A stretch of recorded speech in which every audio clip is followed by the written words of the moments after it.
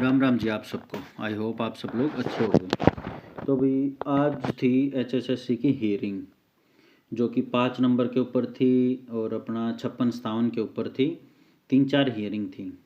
तो उसमें क्या हुआ क्या नहीं हुआ, क्या हमारे एचएसएससी के चेयरमैन साहब कर रहे हैं, ग्रुप डी की ज्वाइनिंग जो है ना कब तक हो सकती है, और जो कल पंचकुला जाने वाले हैं कुछ लोग, कुछ बच्चे सरकार को बताने कि हमारा प्रेशर है आपके ऊपर, जल्दी से जल्दी करो ना तो लोकसभा के इलेक्शन आने वाले हैं फिर हम कुछ करांगे। तो अब इन सब के ऊपर एक बार डिस्कस कर लेते हैं। So let's start. एक तो आज जो हियरिंग थी उसकी नेक्स्ट डेट बच्चों को जो मिली है वो मिली है 19 तारीख। आज की हियरिंग में क्या हुआ, आज की हियरिंग में बहाना बना दिया गया कि भाई जो एजी साहब है ना उनको उनकी तबीयत खराब होगी, दस्त लगे, पेट में दर्द हुआ, सिर में दर्द हुआ, टांगों में दर्द हुआ, कहीं भी दर्द हुआ, बेसिकली तबीयत खराब होगी। तो अब एक क्वेश्चन उठता है, क्या सरकार के पास सिर्फ एजी साहब ही हैं, उनके सरकारी वकील और कोई है ही नहीं? और एजी साहब जो वकील हैं वो तो ज़मीन से रिलेटेड, मेनली जो भी सरकार के पक्ष में कुछ भी पक्ष रखना होता है कोर्ट में सरकार का, तो वो ज़मीन का पक्ष रखते हैं, मतलब ज़मीन के लॉयर हैं, वो लैंड लॉयर हैं, ना कि ये भर्तियों से रिलेटेड। तो भर्तियों से रिलेटेड तो 2 और लॉयर हैं, उनका काम होता है ये करना। एजी साहब तो वहाँ पे कुछ है ही नहीं। ये सिर्फ और सिर्फ एक बहाना बनाया गया है ताकि भर्ती को 56-57 को लोकसभा तक ना पूरी करके विधानसभा तक किया जाए। ये एक बहाना है सीधा पादरा। अब ये क्या करेंगे, 19 तारीख को भी शायद ना हो डेट, हो भी तो हियरिंग हो, रिजल्ट ना आए। ये मैं आगे की बता रहा हूँ आप लोगों को, और ऐसा ही होने वाला है। उसके बाद एक डेट और लगेगी, उसमें क्या होगा, ये लोकसभा के बीच में लिस्ट लगा देंगे, वहाँ से परमिशन ले लेंगे, लिस्ट लगा देंगे कि हाँ भैया ये बच्चे क्वालिफाइड हैं, और विधानसभा से जस्ट पहले उन लोगों की फाइनल लिस्ट लगाएंगे कि हाँ भैया ये बंदे अपनी जाके और ज्वाइनिंग कर लो। ये होने वाला है। अब इसके ऊपर 3-4 क्वेश्चन उठते हैं। क्या क्या? एक तो हमारे जो चेयरमैन साहब है वो कर क्या रहे हैं, इतनी सारी प्रॉब्लम्स कैसे आ रही हैं? इससे अच्छा तो चेयरमैन पद से उनको इस्तीफा दे देना चाहिए। वो चेयरमैन बनाए गए थे, हरियाणा स्टाफ सिलेक्शन कमीशन के जो भी पेपर लिए जाते हैं उनमें अच्छे तरीके से पेपर लिए जाएं और टाइम पर भर्ती कंप्लीट हो जाए। जब वो काम ही नहीं कर पा रहे तो उनका क्यों नहीं इस्तीफा सरकार ले लेती? हटाओ पद से। किस काम के लिए सरकार के लिए वो काम कर रहे हैं, समझ में नहीं आ रहा, बस करे जा रहे हैं। चलो लेट्स सी अब आने वाले टाइम में क्या होगा क्या नहीं। अब एक ये है कहावत कि भाई ना पर्ची ना खर्ची, सरकार का भी ये वाक्य है, बिना पर्ची बिना खर्ची के। लेकिन एक वाक्य और जुड़ गया इसमें, ना खर्ची ना पर्ची और ना भर्ती। समझ गए? क्या किया, एएलएम वगैरह स्टाफ नर्स इनको दे दिया ज्वाइनिंग, वो भी प्रोविजनल ज्वाइनिंग। कभी भी इनकी ज्वाइनिंग रद्द हो सकती है। यस, उसके ऊपर लिखा हुआ है कि आप लोगों की प्रोविजनल ज्वाइनिंग है, कभी भी सरकार चाहे तो उसको हटा सकती है और दोबारा से रिवाइज लिस्ट कर सकती है। समझ में आया? अब ग्रुप डी की ज्वाइनिंग कब तक होगी? तो आने वाले 1-2 दिन में आप लोगों की लिस्ट आ जाएगी, जो बच्चे मेरिट लिस्ट में आते हैं, और वो लिस्ट आएगी आप लोगों की 95 मार्क्स में से। ये बात भी समझ लेना। तो जिसके भी 95 में से 74 ±1 है, जनरल की बता रहा हूँ मैं, वो तो अपने आप को सेफ समझना। और बच्चे की जो भी लिस्ट में नाम आएगा वो वेटिंग लिस्ट का वेट करना। विधानसभा से पहले वेटिंग लिस्ट आएगी आप लोगों की एक, और वो लगते ही फिर दूसरी वेटिंग लिस्ट आएगी। उसमें जो भी जनरल के बच्चे हैं 70 तक, 70 या फिर 68 तक भी, वो सारे कवर होने वाले हैं, क्योंकि बहुत सारे बच्चे छोड़ के भागेंगे। जैसे जो बेलदार कह रहे हैं ना, जब उनको बेलदार का काम करना पड़ेगा, कस्सी हाथ में लेके और एक जगह से दूसरी जगह सामान रखना पड़ेगा, उनका सुपरवाइजर या जेई बोलेगा ये काम कर, ये क्यों नहीं किया, तेरी हिम्मत कैसे होगी, ये काम कर, तो तब उनको समझ में आएगा कि क्या है बेलदार, तब वो छोड़ के भागेंगे। और ये रियलिटी है। समझे।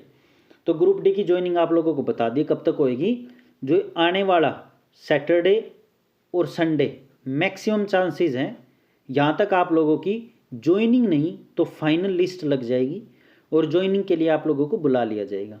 जो भी डॉक्यूमेंट्स हैं वो तैयार कर लेना, उनकी 4 फोटोकॉपी करवा लेना और पासपोर्ट साइज़ फ़ोटो भी 4 ले लेना, ताकि हर तरीके से आप लोग फारिग हो जाओ। ठीक है, अब कर लेते हैं मेन बात कि जी कल बच्चे पंचकुला जाना चाह रहे हैं सर, क्या करें। तो मैं कह रहा हूँ भाई जाकर देख लो। इन्होंने क्या किया था, जैसे हिस्ट्री में आप लोगों ने पढ़ा होगा खिलाफत मूवमेंट और नॉन कोऑपरेशन मूवमेंट। उस टाइम पर अंग्रेजों ने दोनों को बांट दिया था, मुस्लिम्स को और जो भी नॉन मुस्लिम्स थे उनको अलग अलग बांट दिया था ताकि विभाजन हो जाए। लेकिन ये क्या किया, ये दोनों एक हो गए थे। खिलाफत मूवमेंट के बाद मुस्लिम लीग और इंडियन नेशनल कांग्रेस एक हो गई थी। तो सेम एज इट इज इसने बच्चों के साथ किया। कैसे किया, जो भी गवर्नमेंट है उन्होंने भाषण ऐसे ऐसे दिए कि ये तो गैंग है। कौन सी गैंग, भर्ती रोको गैंग। तो ये बच्चे अलग कर दिए भर्ती रोको गैंग करके, और जो दूसरे बच्चे थे वो ये सोचे कि ये तो भर्ती रोको गैंग है, इनको अलग अलग अलग थलग करो, और ये बच्चे अलग हो गए। अब जो 6 तारीख को डेट हुई है उसमें क्या हुआ, उसमें जो ये अलग बच्चे थे ना, जो ये समझ रहे थे कि ये भर्ती रोको गैंग है, ये समझ गए कि नया भाई ये तो अपने हक की लड़ाई लड़ रहे हैं। और जो ये बच्चे थे जो भर्ती रोको गैंग के नाम से मशहूर थे, ये समझ गए कि हमने कहीं केस करके गलती तो नहीं कर दी, ना ये भर्ती कर रहे ना ये भर्ती रोक रही है, कुछ भी नहीं कर रही है, भर्ती को बस आगे डगा रहे हैं और ये भर्ती को क्लियर करके ले जाएंगे, पेपर दोबारा नहीं होने देंगे। ये लिखवा लो चाहे आज मेरे से, HSSC को मैं बहुत पहले से जानता हूँ। ठीक है, तो अब हुआ क्या, इस सीन में, इस मूवी में दोनों बच्चे एक होने वाले हैं कल। ये दोनों बच्चे पंचकुला जाएंगे, जो ये 56-57 TGT वाले हैं और जो भी ग्रुप डी वाले हैं वो जाएंगे कल पंचकुला। और मैं कह रहा हूँ कि चले जाना, ट्राई करके देख लो यार क्या जाता है। हमारा देश जो है ना इसी चीज़ से ही आज़ाद हुआ है कि हमने बिना गोली बिना हथियार के कैसे देश को आज़ाद करवाया। तो ये तो बड़ी छोटी सी बात है, वहाँ जाके थोड़ा अनशन वनशन करो, देखो क्या होता है अनशन, नौकरी कैसे लगती है, जाओ वहाँ पर, आपके खाने का रहने का सब किसी का बंदोबस्त है। बस ये देख लेना धारा 144 लगे ना, लगाएगा जो भी रिलेटेड है DM वगैरह, वो धारा 144 लगा देगा। और वहाँ पे नोटिस भी लगा रखा है कि परिसर के सामने किसी भी तरह का एकजुटता प्रतिबंध है, HSSC ऑफिस के सामने। तो धारा 144 लगाए तो उसका क्या सोल्यूशन है, उसमें कहते हैं 5 बंदे, 5 या 5 से ज़्यादा बंदे गुट में नहीं रह, मतलब एक सर्कल में नहीं रह सकते एक संगठन में। तो 4-4 का संगठन बना के 10-10 20-20 मीटर के गैप पे अपना खड़े हो जाना। और ज़्यादा कुछ कहे पुलिस वाले तो कह देना हम उल्लंघन नहीं कर रहे, हम 4 के उसमें खड़े हैं, उल्लंघन नहीं कर रहे। ठीक है, तो ये तो है आचार 144 का तोड़, अगर 144 लग जाए तो। ठीक है, और ट्राई करना ज़्यादा झड़पड़ ना करने की, ज़्यादा आर्गूमेंट में ना फंसने की। और हाँ, मुद्दा सभी को पता होना चाहिए कि आप लोग वहाँ क्यों जा रहे हो, अपनी भर्ती को पूरी करवाने के लिए। पूरी मीन्स या तो भाई कैंसिल ही कर दो या इस भर्ती को निकाल दो, कुछ तो करो।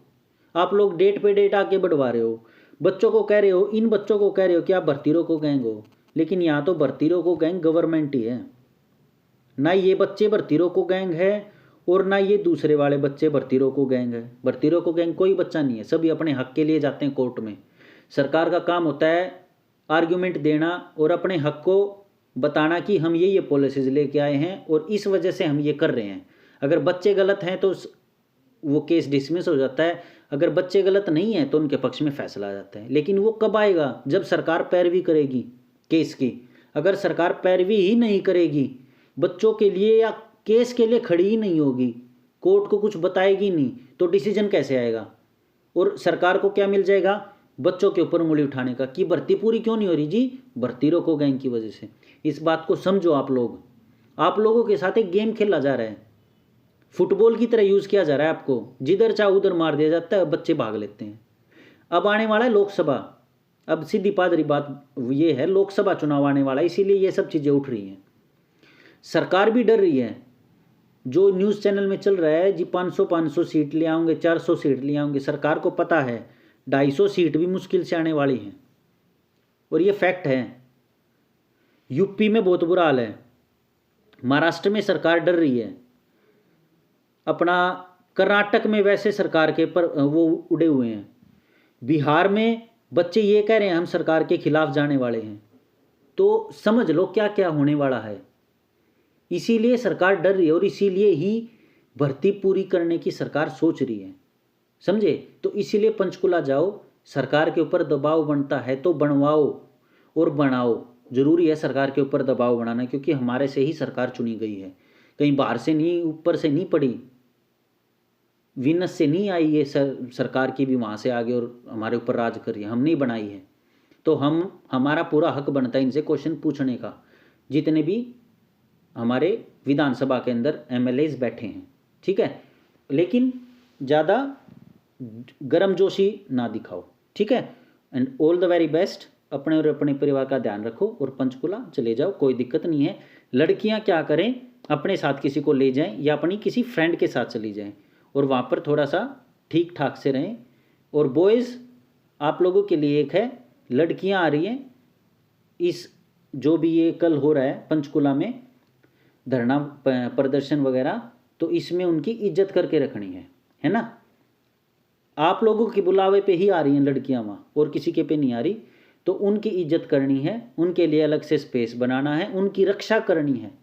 कोई बाहर का टोंटबाजी करे, पंचकुला का लोकल बंदा आके उनकी रक्षा भी करनी है, ठीक है। इसी के साथ ऑल द वेरी बेस्ट। अपने अपने परिवार का ध्यान रखें। Signing out.